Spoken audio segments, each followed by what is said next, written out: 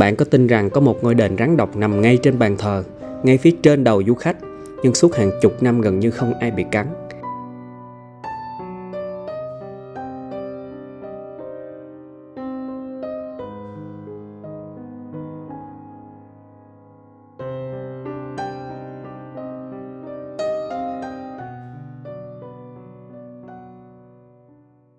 Chào buổi sáng tất cả mọi người tại Malaysia.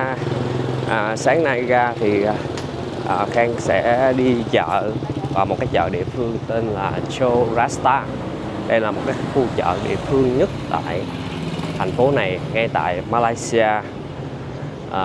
Ở đây á, người ta bán rất là nhiều thứ nha. Nói chung là không phải là những cái đồ hiện đại, đồ địa phương đó mọi người, giống như là rau củ quả, đồ ăn sáng, đồ ăn trưa, chiều và những thứ cơ bản của cuộc sống hàng ngày. Thì bây giờ mình đang đi vô cái chợ này, sẵn tiện đây mình kiếm đồ ăn sáng rồi quay cho mọi người xem luôn nha.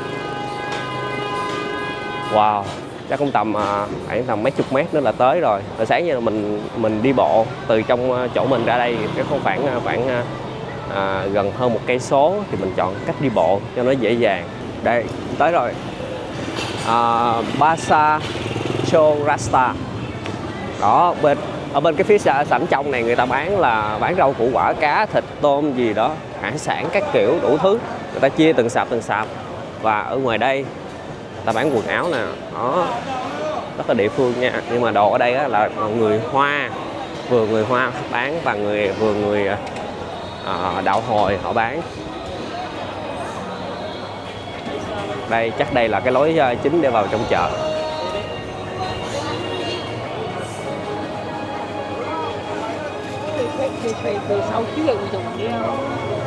Mình không nghĩ buổi sáng sớm mà đông như vậy. Bình thường mấy cái khu chợ ở đây á, là ở Penang thì nó không có đông, nhưng mà mình nghĩ là không nghĩ là cái khu chợ này nó đông như vậy. Sáng sớm quá nhộn nhịp luôn. Nói chung á, những thứ nào mà địa phương nhất á, là mình nghĩ là sẽ đông. Những thứ cơ bản của con người á, thì chỗ đó đông rồi. Còn mà nhiều khi mà bán mấy cái đồ mà quần áo, đồ như siêu thị đồ này kia thì ít người hơn những thứ địa phương nè. Đó, mỗi ngày mọi người đều cần cái thứ đó thì cái chỗ đó sẽ đông. Wow, trong đây bán cái gì đông quá. Wow, đã quá ta. Dim sum. Wow, bánh cuốn nè.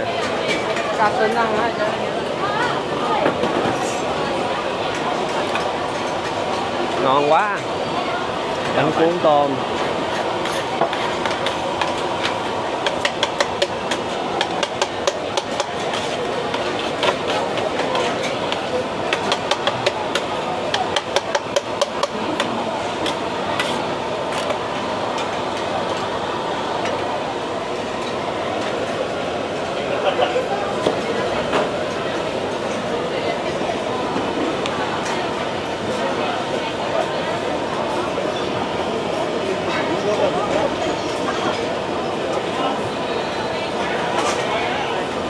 Người ta chảy một cái miếng bột, cái lớp bột lên đó, rồi ở trong một cái miếng vải.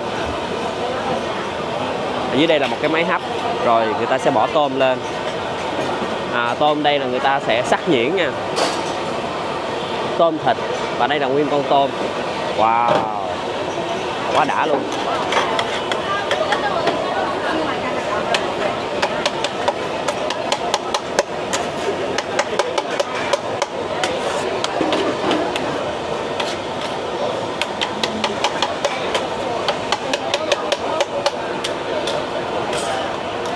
Ngon quá à. Chắc là mình sẽ thử ăn cái món này trước. Và thấy buổi sáng ăn bánh cuốn rất là hợp lý, cho nên là mình sẽ chọn ăn món này trước. Ok, can I have one? One. Yes. Những cái chợ ở Malaysia người ta sẽ có nguyên một cái hàng bàn ghế như thế này. Đó mọi người, nguyên cái hàng bàn ghế như thế này nè. Đó, rồi mình muốn ăn món nào á thì mình lại đó mình đặt, xong rồi mình cứ lại đâu đó mình ngồi, người ta sẽ đưa cho mình một cái số, mình lại đó mình ngồi. và người ta sẽ đem lại nha. Muốn ngồi đâu cũng được, muốn ngồi bất cứ chỗ nào cũng được. Mình vừa mới đặt một phần bánh cuốn mọi người, quá ngon luôn. 6 đồng rưỡi nha. Trời ơi, đúng món bánh cuốn mình thích luôn. Người ta làm đúng kiểu theo của người Hoa. Đây là bánh cuốn tôm.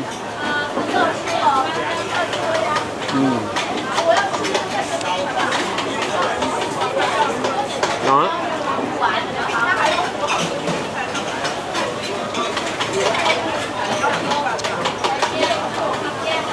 Không biết sao nhưng mà cái nước chấm á, thì mình nghe có cái mùi ngũ vị hương trong đó, nó nhẹ nhẹ thôi chứ không có nhiều nước mắm á.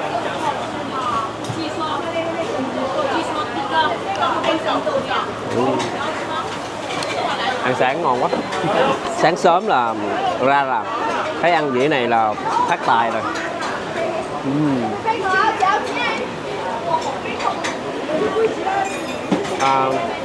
6 đồng 5.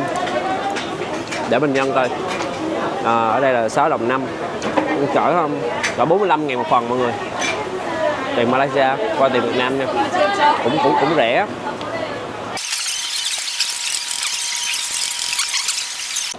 Mình đi đâu thì mình thích đi những cái nơi nào mà nó địa phương vậy đó.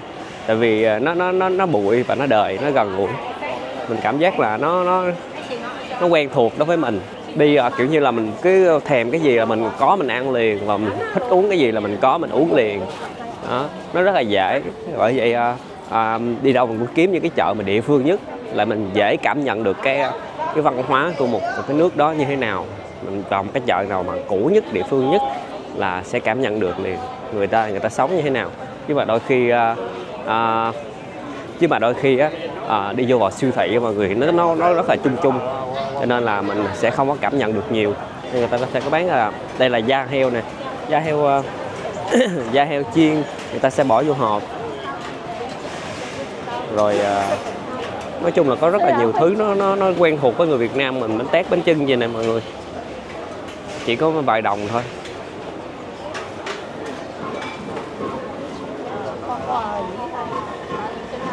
Sorry.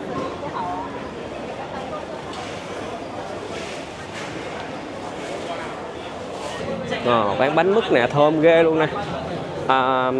Có mực và khô bò. Mực ở đây.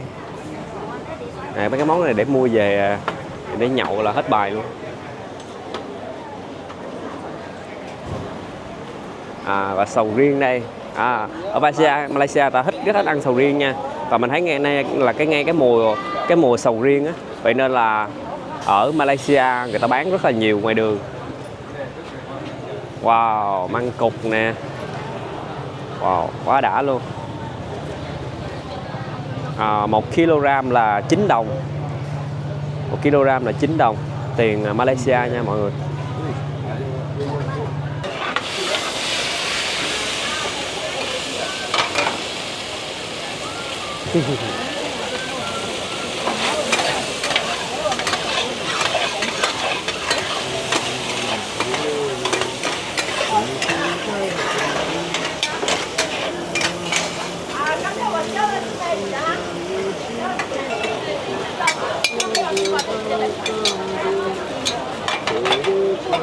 Đây là bột chiên, sau đó người ta sẽ bỏ một chút nước tương vào, rồi người ta thêm trứng vào.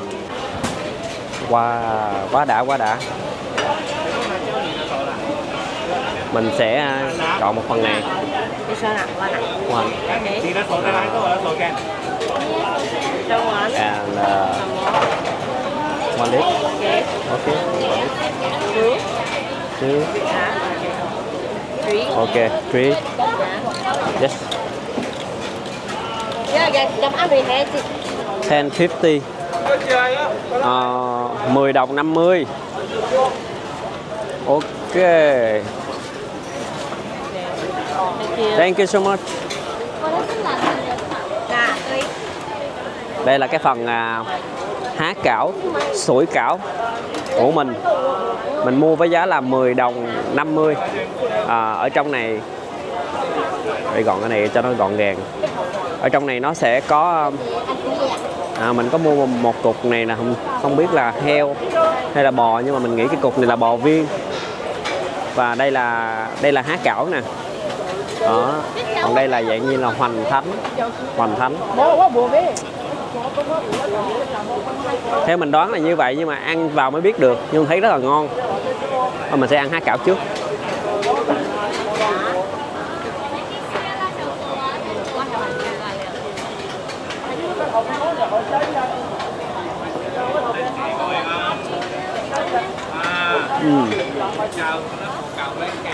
Ngon mọi người, chất lượng á, nó không có phải bột đâu nha,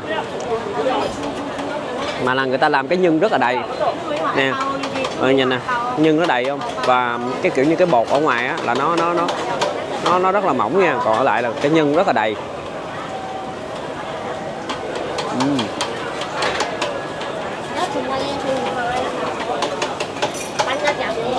Ngon.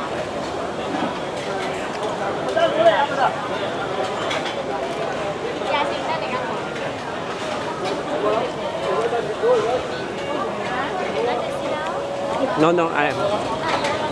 Okay, rồi. Ngon. 10 đồng rưỡi. 10 đồng rưỡi tính ra là 60 mấy ca Việt Nam. Không tính được rõ tại vì cái tiền nó lẻ nhiều lắm mọi người. Một đồng Malaysia nó đổi ra là 6,4 phải bao nhiêu số ở phía sau nữa, cho nên là tính nhắm là như vậy, tầm 60 mấy ca một phần này nha. Đó, rất là ngon. Mình ăn chỉ có 6 cục thôi, tại vì mình vừa mới ăn bánh cuốn xong rồi. Thông thường á, thì những cái quầy bán bánh như thế này thì vào những ngày dịp gần Tết á, còn 1 tháng nữa là Tết á, thì sẽ bán rất là đắt. Người ta mua về người ta kiểu như bánh trái đồ này kia người ta cúng á, cho nên là bán rất là đắt. Hoa người ta hay Tết người ta hay mua mấy cái này nè, xong người ta sẽ bỏ người ta cúng nè. Đó, bánh trái chân giống y người Việt Nam mình thôi. Only one. Thank you so much. Cho ăn thử nha. Ngon đấy thấy không? Đúng mọi người. Hố, tại chị đây là hố. Sa to dập khó lắm. Hay nọ to lắm. Nọ to dập chi. Đúng ngon á. Sa to gì hả? Giá tài số.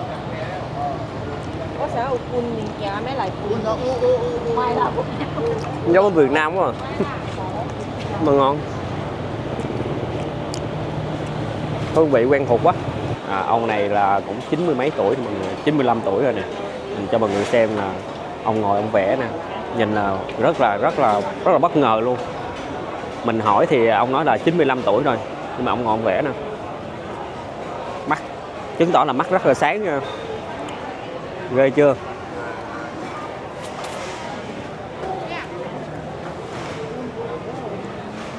Đó, 95 tuổi rồi đó. Ông ngồi theo mình nghĩ cái mình đoán ban đầu lúc này chỉ có mới phải tầm 70 tuổi thôi. Nhưng ông 90 mấy tuổi rồi mà ông ngồi nè. Ghê không? Vừa bán quần áo ở đây và cũng vừa ngồi vẽ ở đây. Đẹp quá. Đây là những cái hình mà ông đã vẽ xong rồi nè. Chứng tỏ là mắt còn sáng hơn mình nữa. Quá dữ luôn. 95 tuổi mọi người. Ngồi vẽ rất là chi tiết và rất là rõ nét. Rất đẹp nha. Ở bên ngoài chợ này người ta vẫn còn bán đồ nè. Bán mấy cái đồ cũng là cà phê, những cái đồ hiện đại hơn chút xíu thì có nhãn hàng. Còn bên trong chợ thì đôi khi là người ta sẽ tự làm. Ở ngoài đây là đôi khi là bán đồ của những cái nhãn hàng của thương hiệu, giống như nước mắm rồi nước mắm nè, nước tương nè, và dầu ăn, dầu xâu ốp được các kiểu. YouTuber. Name more. Name. Vietnamese name. From where? From Vietnam. Oh yeah. From Vietnam. Nice to meet you. Đa số người ta là người đạo Hồi, cho nên là thịt heo cũng khá là ít. Ở đây họ cũng chỉ ăn là thịt bò thôi. Thịt heo thì hầu như là mình thấy rất có nhưng rất hiếm. Và có thịt dê nữa. Thịt dê là thường là thông thường là người Ấn Độ. Người Ấn Độ họ sẽ ăn.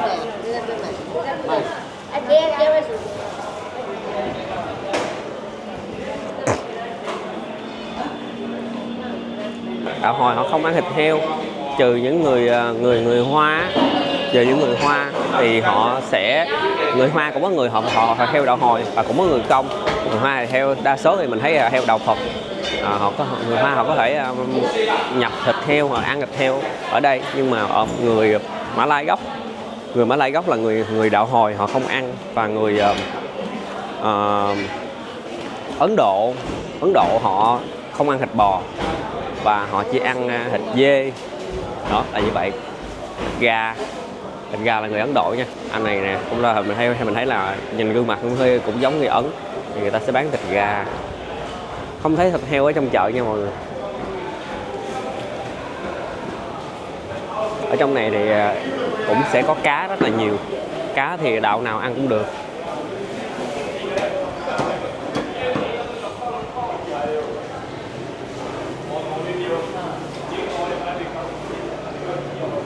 Không biết có một điều mình thắc mắc là ở Penang nó là một cái khu vực rần biển. Mình nghĩ là sẽ có rất là nhiều hải sản, nhưng mà sau mình đi từ hổm giờ là mình chưa có thấy người ta bán hải sản nhiều. Có nhưng rất ít. Chỉ thấy thịt bò, thịt dê, thịt gà, cá thôi. Còn lại thì hải sản có tôm thì có, nhưng mà tôm nhỏ chứ không có những cái con hải sản lợi lớn mà giống như ốc rồi này kia, rất ít. Và hầu như là một quầy á, một trong cái chợ nó tới 20 quầy, chỉ có 1-2 quầy bán ốc thôi. Đây lâu đi thì mới có một quầy bán ghẹ nè. Wow, ghẹ tươi nè, ngon quá ha.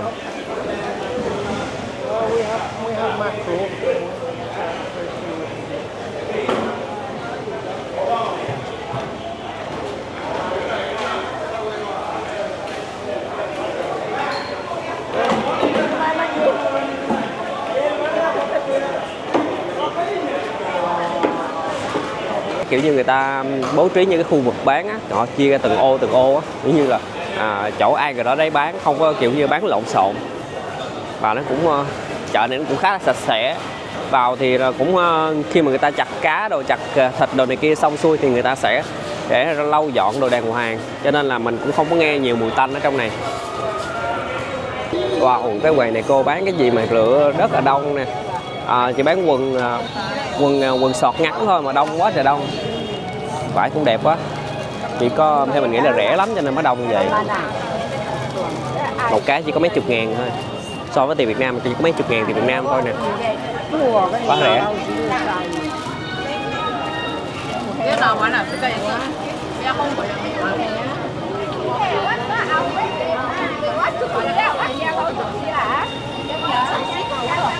Ồ, vải mát ghê rồi, đã vậy ta.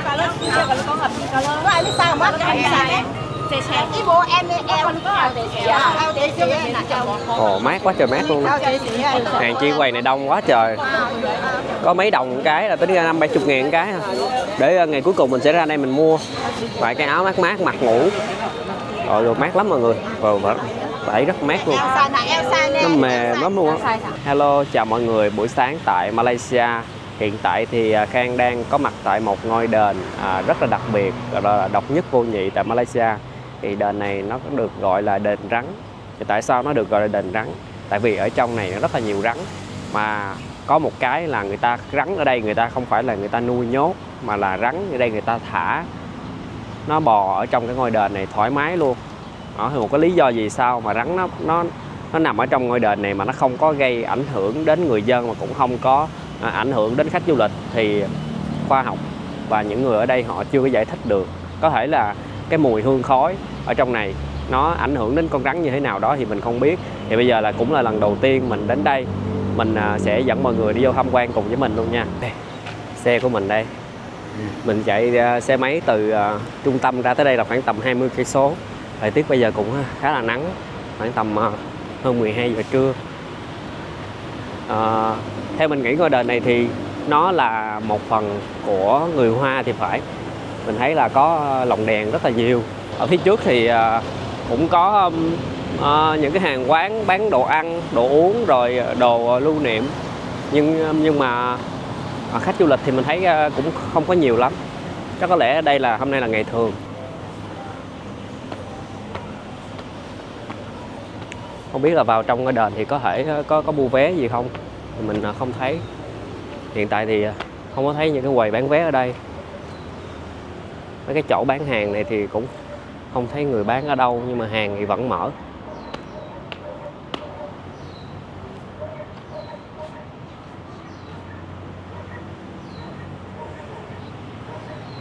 Theo mình thấy thì đền này người ta mở ra để cho khách người ta ra vô thoải mái, thì không có phải mua vé hay bất cứ cái gì hết mọi người. Thì mình sẽ đi vào thử.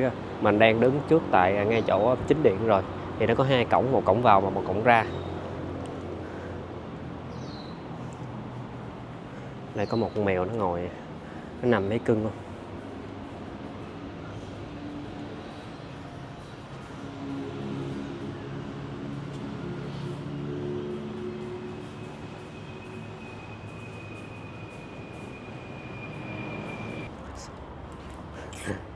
Cái này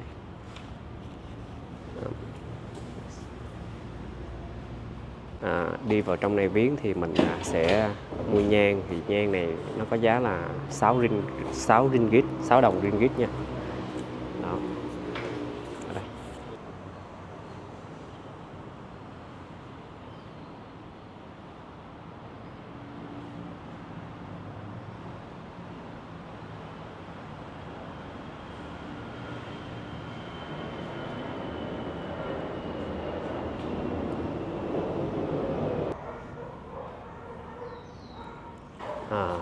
Đây là ví dụ điển hình. Có những con rắn nó nằm ở trong cái chỗ ngay chỗ cái đền thờ nè, nhưng mà mình không biết tại sao mà nó nằm gọi là nằm bất động luôn, nó không có nhúc nhích luôn. Nhưng mà ở đây người ta ghi một cái bảng là không được có chạm tay vào đây, tại vì rắn ở đây là nó có độc. Thật sự là mình nhìn mấy con rắn này mình nổi hết da gà. Không biết một cái lý do gì đó mà rắn nó bò về đây mà nó nằm im ở trên cái thanh gỗ màu đỏ này. Phía đây là một cái bức tượng thờ. Đó, các bạn thấy không? Kỳ lạ không?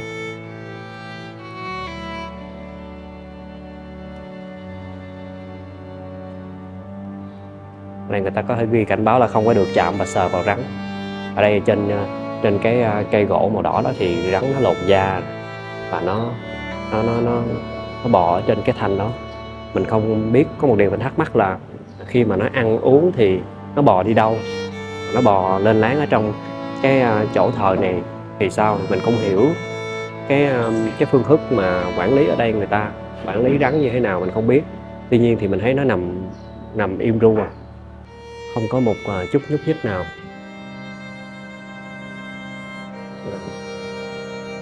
Có thể là cái hương khói ở trong này nó làm cho con rắn nó nằm im.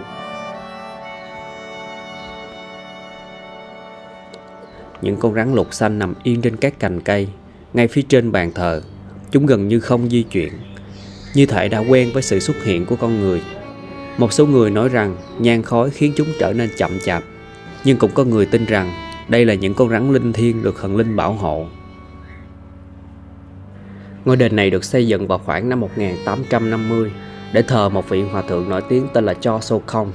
Theo truyền thuyết địa phương, khi ông còn sống, ông thường giúp đỡ người nghèo và chữa bệnh cho dân làng.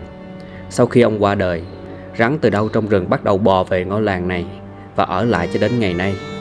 Người dân ở đó tin rằng đây là dấu hiệu linh thiêng và những con rắn này đến để bảo vệ ngôi đền. Mình nghĩ là ban đầu thì mình nghĩ là rắn giả, nhưng mà không phải đâu mọi người. Mình nhìn nó thở kìa, mọi người nhìn ngay cái bụng nó kìa, nó vẫn thở bình thường kìa. Đó, không có phải là rắn giả đâu nha, rắn thật 100%. Nhưng mà không biết một lý do đó mà nó cứ bò quanh quẩn ở trong đây và nó nằm im ngay tại đây thôi. Nói chung là lần đầu tiên trong cuộc đời mà mình đứng gần một cái con rắn độc mà nó lại nằm không không có nằm ở trong một cái lồng, cái kính nào hết, mà nó chỉ nằm ở ngay tại cái bàn thờ mình đứng cách đây chỉ có vài cm thôi. Nói chung là một cái nơi nó rất là lạ, kỳ lạ ở trong này. Dù thật sự đó là gì, thì đền rắn vẫn là một nơi kỳ lạ mà tôi từng đặt chân tới. Một ngôi đền con người và rắn độc cùng tồn tại, trong sự bình yên đến khó tin.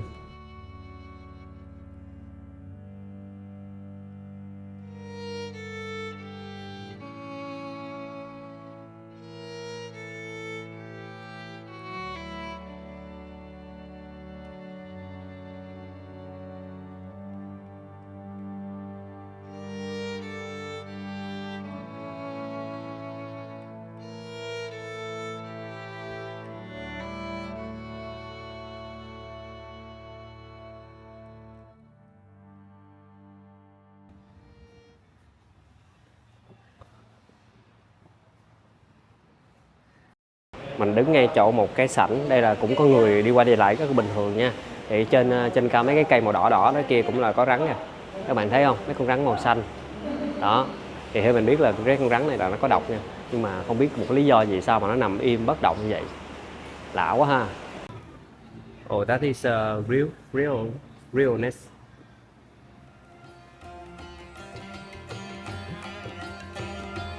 Đứng ở khoảng cách này, mình có thể nhìn thấy rõ từng chiếc vảy của con rắn. Thật sự khá là hồi hộp. Nhìn thì chúng có vẻ rất hiền lành, nhưng đây là một loài rắn cực độc.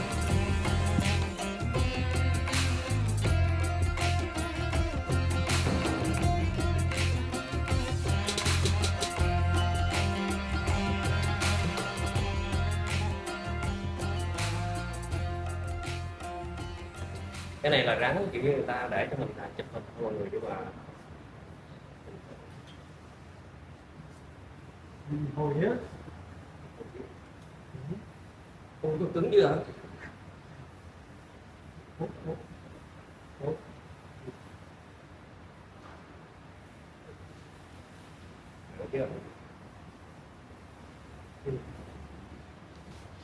Nó mềm quá, cảm giác nó rất là mềm.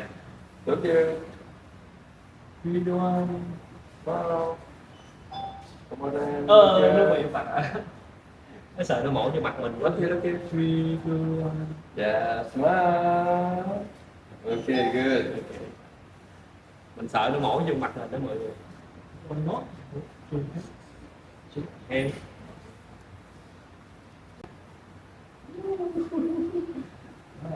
thật ra mấy con này nó cũng thuần rồi, cũng không sao, nhưng mà thấy nó mềm quá.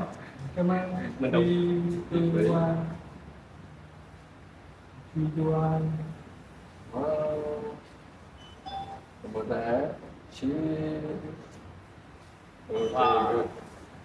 Rắn ở trong đền nha.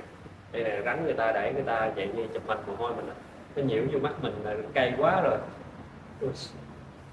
Nó bò vô mặt.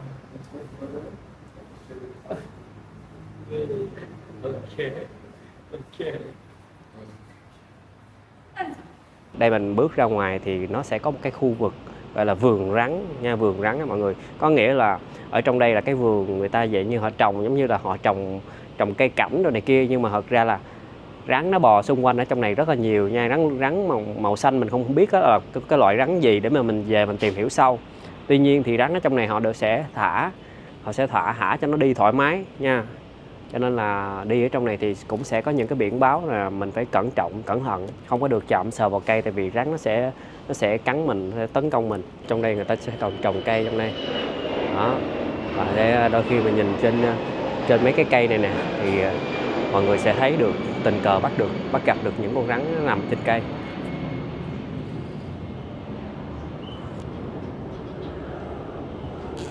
Bằng một cách nào đó rắn nó sẽ nằm im bất động, và nó cũng rất là hiền ở trong cái đền này. Nó không có cắn người, cũng rất là ít những cái vụ khách du lịch mà bị tấn công bằng một cách nào đó, mà nó chỉ nằm im trong cái ngôi đền thôi.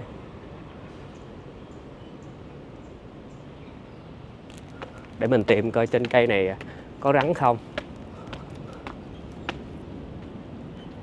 Mình tìm coi. Đây là cái chỗ mà cái bụi cây người ta sẽ cảnh báo rất là nhiều nè. Look carefully, there are many snakes on the street. Nè, người ta ghi nè. Đây mọi người, dịch ra tiếng Việt nè. Đó, mình xem và nhìn cẩn thận nha. Rất là nhiều rắn trên cái cây này. Mình chỉ được đứng nhìn nhưng mà mình phải cảnh giác, tại vì rắn ở trên cây này đôi khi á, cái cây này nó phủ ra ngoài nè, nó rơi rắn xuống. Đằng xa xa kia, ngay cái tay của mình.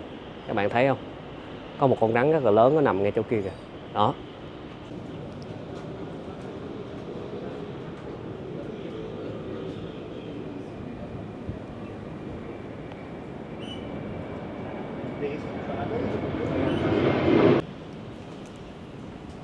Đây.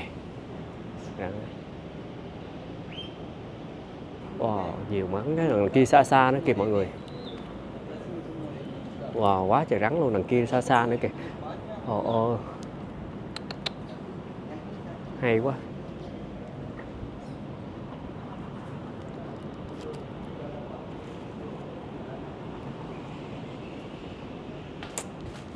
Nói chung là không biết có rủi ro gì ở trong cái ngôi đền này không, nhưng mà tuy nhiên là nếu mà người ta bảo tồn mà người ta giữ được cái ngôi đền mà rắn nó nằm ở trong này mà kìa nó không có ảnh hưởng gì tới khách du lịch thì cũng rất là hay. Đi một hồi thì người ta cũng sẽ có dán mấy cái biển cảnh báo rất là nhiều người, rắn 4 góc ở trong cái chỗ này.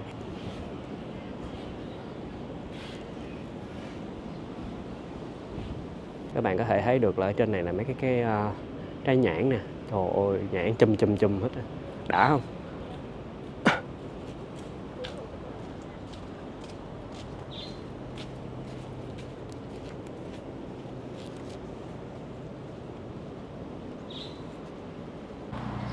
Bước xuống sảnh thì các bạn thấy là cũng có khách nước ngoài. Nói chung là hôm nay là cũng khá là vắng, không có nhiều người lắm.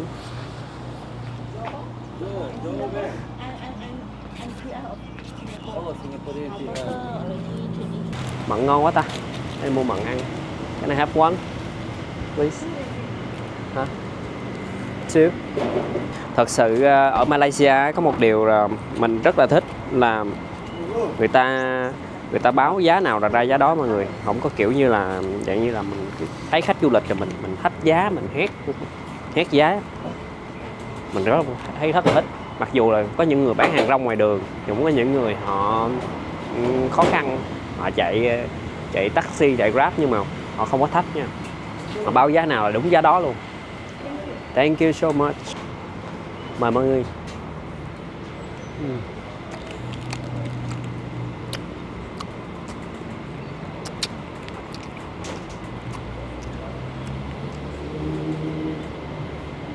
Tiền ở Mã Lai á, là nó cao hơn tiền Thái.